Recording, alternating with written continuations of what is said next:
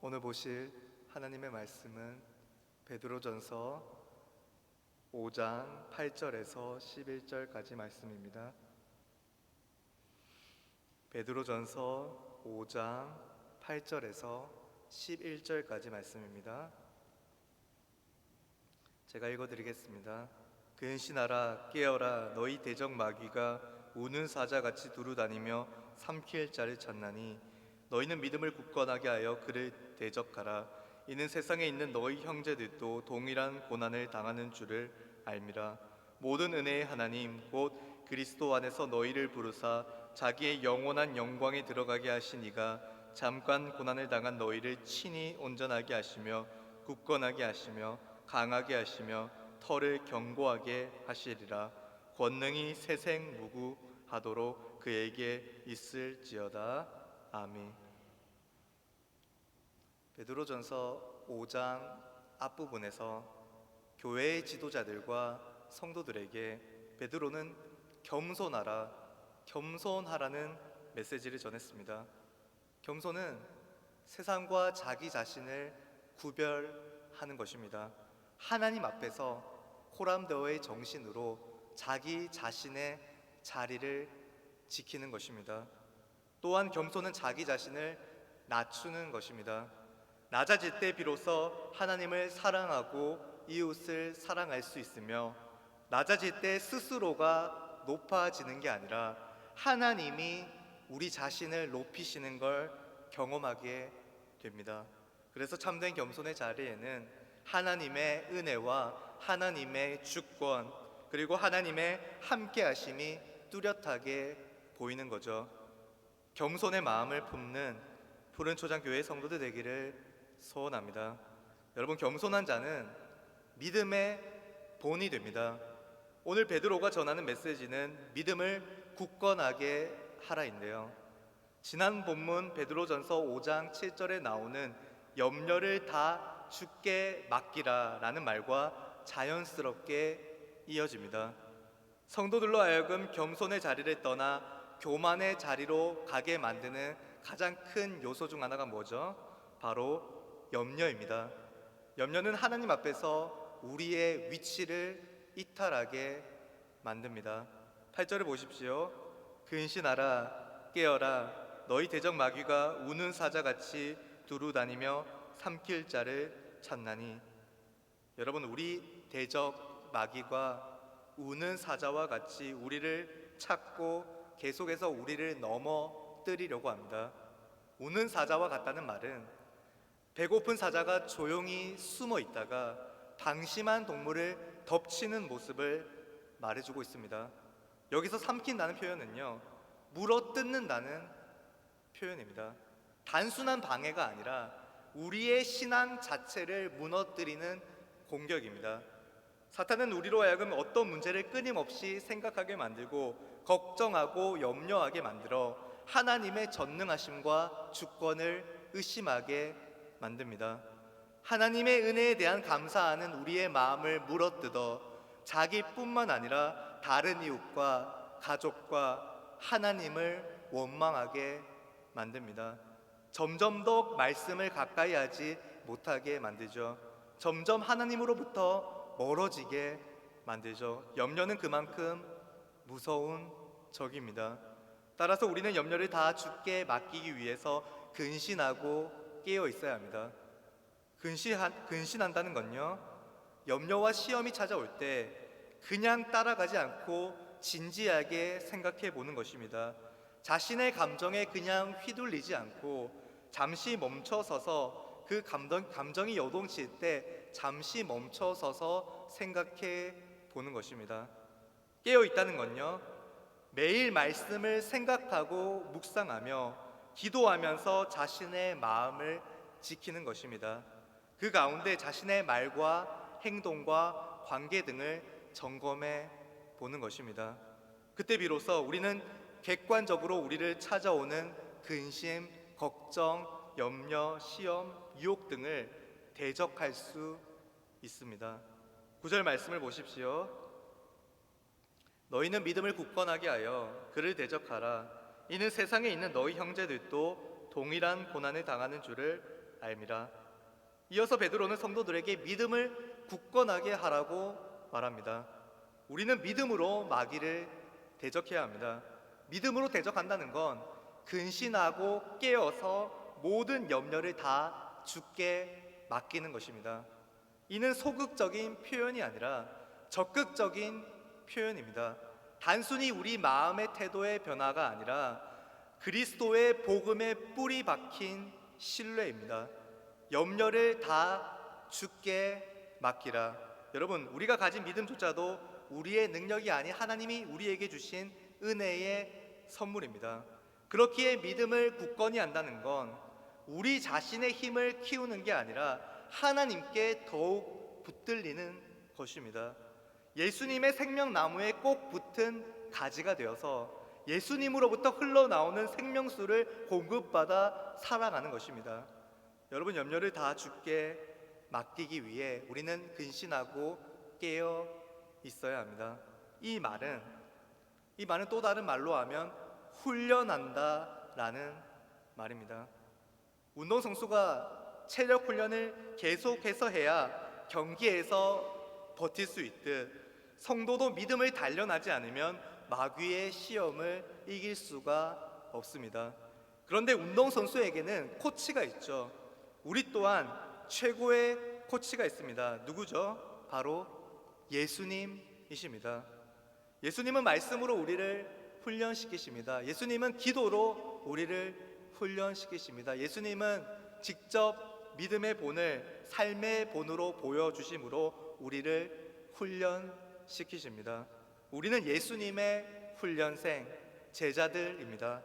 제자는 스승을 전적으로 신뢰하며 스승의 말을 귀담아 듣고 실제적으로 그 말에 따라 행동하는 사람입니다.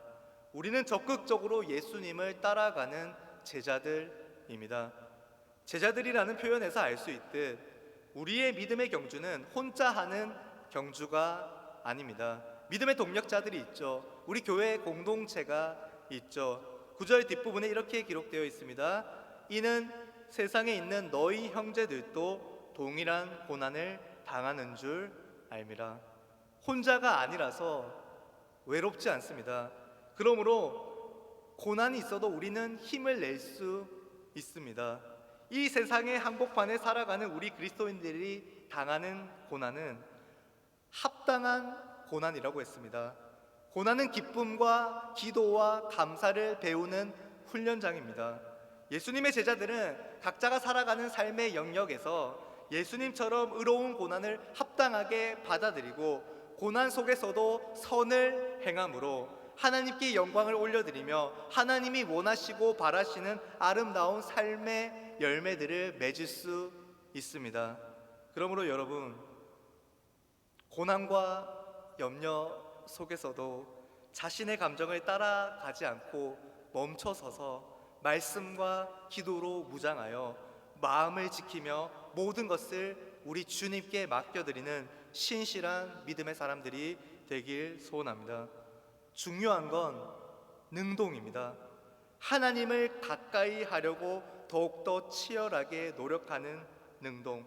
우리는 그 속에서 우리를 향한 하나님의 의지를 발견할 수 있습니다. 하나님께서 친히 성도들을 굳건하게 하신다는 거죠. 오늘 본문 10절과 11절 말씀입니다. 함께 읽도록 하겠습니다. 시작. 모든 은혜의 하나님 곧 그리스도 안에서 너희를 부르사 자기의 영원한 영광에 들어가시게 하시니가 잠깐 고난을 당한 너희를 친히 온전하게 하시며 굳건하게 하시며 강하게 하시며 털을 견고하게 하시리라. 권능이 셋에 무궁하도록 그에게 있을지어다. 아멘. 여러분, 우리를 고난 속에서도 강건하게 연단시키시는 하나님이 어떤 분이십니까? 은혜의 하나님이십니다. 은혜의 하나님이 그리스도인으로 예수님께 속한 제자로 우리를 부르셨습니다. 썩고 쇠어질 자기 영광을 구하는 우리를 죄와 사망으로부터 불러주셔서 썩지 않고 쇠하지 않는 하나님 나라의 기업 영생을 주셨고, 그 영광을 상속받을 수 있도록 지금 또 우리를 모든 은혜로 보호하고 계십니다. 모든 은혜, 이 말은 한두 가지 은혜가 아니죠. 성도에게 필요한 모든 종류의 은혜입니다. 부르심의 은혜, 구원의 은혜, 성화의 은혜, 견인의 은혜, 마지막 날 영화의 은혜, 고난 가운데서도 친히 주권적으로 베풀어 주시는 하나님의 은혜를 통해 성도들을 온전하게 하시며 끝까지 붙들어 완성시키는 분이 바로 은혜의 하나님이십니다. 여러분, 은혜는 일회성이 아닙니다. 지속적입니다. 하나님께서 우리를 지속적으로 온전하게 하시고 굳건하게 하시며 강하게 하시고 견고하게 하십니다. 여러분, 모든 은혜의 하나님이 친히 우리를 위해 적극적으로 일하십니다. 이는 고난 중에 있는 성도들에게 매우 실제적인 위로입니다. 우리의 연약함과 불안과 상처들 가운데서 은혜의 근원이신 하나님이 친히 다스리시며 우리를 굳건하게 하셔서 하나님의 영광으로 우리를 인도하십니다. 따라서 우리는 이렇게 기도해야 합니다. 모든 은혜의 하나님, 제 연약함을 아시는 주님, 당신의 풍성한 은혜로 저를 온전하게 하시며 세상 끝날까지 굳건하게 바로 서게 하여 주옵소서. 여러분, 우리 하나님은 은혜의 하나님이십니다. 하나님의 놀라운 은혜는 우리의 전 인생을 채우고도 한없이 넘치는 은혜입니다. 그러므로 우리는 두 가지를 반드시 행해야 합니다. 하나는 신앙 고백이고 다른 하나는 신앙 고백적 삶입니다. 먼저 우리는 11절의 말씀처럼 하나님의 권능이 세세 무궁하도록 그에게 있을지어다, 하나님의 권능이 세세 무궁하도록 그에게 있을지어다 라고 고백하며 하나님의 영광을 찬송해야 합니다. 모든 권세와 영광은 우리 주 하나님께 있습니다. 성도의 최종적인 승리는 우리 자신의 힘이 아니라 하나님의 은혜로 보장됩니다. 여러분, 고난 중에도 감사와 찬송 그리고 영광을 하나님께 올려드리는 하나님의 구원받은 자녀들 되시기를 소망합니다. 또한 우리는 신앙 고백적 삶을 살아가야 합니다. 하나님의 은혜가 차고도 넘치는 한없는 은혜라고 했습니다. 복음의 통로인 우리는 그 한없는 은혜를 세상 속으로 흘려보내야 합니다. 하나님의 은혜는 우리 자기 자신만을 위한 것이 아닙니다. 은혜는 나를 살리고 또 나를 통해서 또 다른 사람을 살리는 능력입니다. 우리는 닫힌 그릇이 아니라 은혜의 강물, 흘러가는 강물입니다. 세상을 돌아다니며 예수님의 생명수를, 참된 복음을 전달해야 합니다. 그것이 우리의 사명입니다. 신앙 고백적 삶의 본질은 내가 받은 은혜를 드러내는 것입니다. 교리를, 하나님을 아는 지식을 머리와 가슴에만 저장하는 게 아니라 우리의 삶으로 드러내야 합니다. 종교개혁자 칼빈은 믿음은 단순한 지식이 아니라 하나님을 향한 살아있는 신뢰라고 말했습니다. 우리가 하나님의 은혜로 구원받은 자임을 깨달은 순간 우리 삶의 태도와 선택의 모든 순간들은 곧 고백의 행위가 되는 것입니다. 가정에서, 직장에서, 교회에서, 친구들과 만나는 자리에서 나는 하나님의 은혜로 살아가고 있음이 자연스레 드러나는 것, 그것이 신앙 고백적 삶입니다.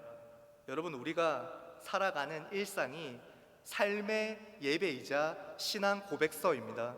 우리는 주일만 구별되게 살아가는 그리스도인들이 아니라 일주일 내내 일상의 모든 순간에 하나님께 부름받은 참된 그리스도인으로 살아갑니다.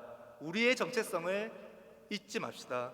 믿음의 실력이 있는 사람은 하나님의 은혜를 매 순간 기억하는 사람들입니다. 날마다 하나님의 은혜와 구원에 대한 감격이 있다면 우리는 가만히 앉아 있을 수가 없습니다. 복음에 강한 성도, 말씀이 살아 움직이는 성도들은 세 가지 모습으로 세상을 살아갑니다. 첫 번째는 받은 은혜를 감추지 않고 복음을 전하는 것입니다. 교회 안에서만 간증하는 게 아니라 세상 속으로 나아가 예수님을 증언합니다. 두 번째는 사랑과 섬김입니다. 은혜를 경험한 사람은 이웃을 정죄하기보다 긍휼의 마음을 품습니다. 작은 친절과 배려, 용서와 나눔이 바로 은혜의 흐름입니다. 세 번째는 고난 중의 믿음입니다. 고난 속에서도 하나님을 신뢰하며 기꺼이 인내하며 하나님의 때를 기다리는 삶, 그 자체가 은혜의 증거입니다. 세상은 성공과 쾌락을 증거로 삼지만 성도는 고난을 합당하게 받아들이는 신앙 고백으로 은혜의 하나님을 드러냅니다. 여러분, 어떻습니까?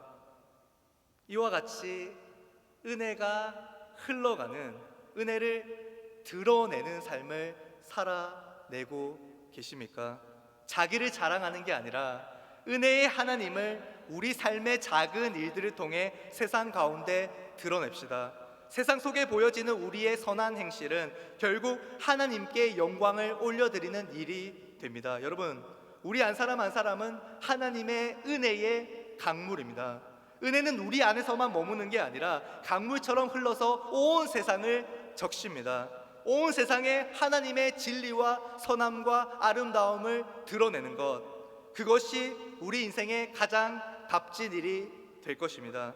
세상의 한복판에서 십자가의 흔적, 은혜의 흔적, 사랑의 흔적들을 남기는 모든 푸른초장교회 성도들 되시기를 간절히 소망합니다. 찬송하고 기도드리겠습니다.